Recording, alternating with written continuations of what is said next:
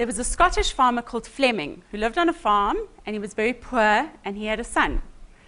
On a neighboring farm, there was a nobleman who also had a son, and he was very rich.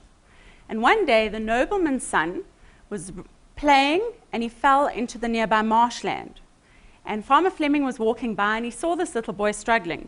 He stretched out a branch, and he hauled him out, and he rescued him, and he saved his life. And no one thought anything about it until the next day. A huge carriage pulled up into Farmer Fleming's farm, and this nobleman got out. And he came up to Farmer Fleming and his son, and he said, "You saved the life of my son yesterday. How can I possibly repay you?" And Farmer Fleming said, "There's no reason to repay me. Any person would have done exactly the same thing." But then the little boy next to Farmer Fleming, who was his son, the nobleman turned to him and he said, "Young man, if you grow up to be a man like your father, you will be a great man one day." And he turned to Farmer Fleming and he says, "I have a proposal for you. I'd like to offer to pay for your son's education so that he's educated in the same way as my son is educated." He said, "Will you accept that as my way of saying thank you for saving the life of my son?" And Farmer Fleming was a very proud man, but he was a very poor man. But he agreed this was a huge opportunity. And with that, his son went on to attend the best schools in England, and he eventually graduated from St. Mary's Medical School in Oxford.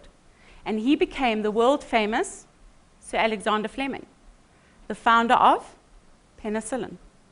And the nobleman's son, who turned out to be Winston Churchill, got very sick and almost died one day in his adulthood. Guess what the drug was that saved him? Penicillin. And it's my favorite networking story because it illustrates the power of what comes around, goes around. I believe in mutually beneficial business relationships, taking that basic human dynamic of what comes around, goes around, and establishing very powerful relationships going forward. But often, you hear stories about people who didn't like each other when they first met. I'm sure you know those stories. And what's interesting, how in our personal relationships, we're prepared to give people a chance.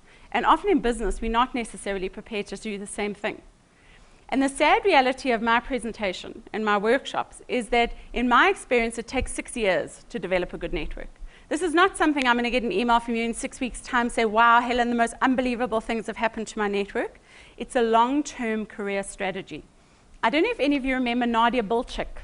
She was a Mnet continuity presenter. She tells a wonderful story of when, about 2 years ago, her husband was transferred to Atlanta in the States.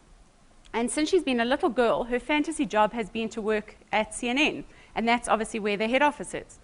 So she's talking about this dilemma in the corridors of Mnet one day, and a security guard overhears her. And he says to her, "I recently went on a security guard conference at CNN in Atlanta, and I know other security guards there." He said, "Give me a copy of your DVD with your recordings on, and I'll pass it on to my contact there." He did that. That security guard made sure it got put on the right person's desk at CNN in Atlanta, and Nadia Bilchik is now working there as a result of 2 security guards networking together.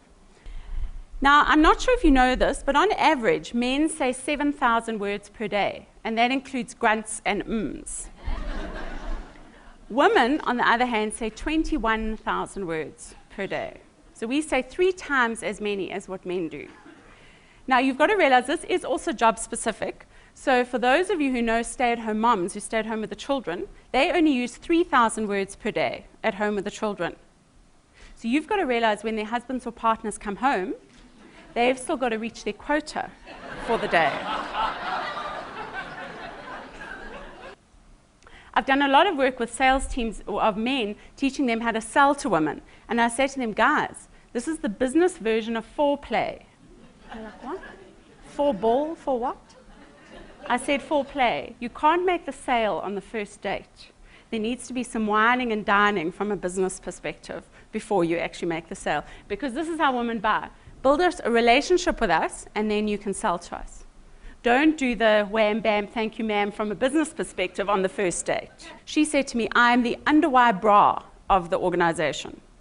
Because she saw herself as supporting what everybody else did. Same job, data capture and underwire bra, but just 2 varied descriptions. Who would you rather chat to?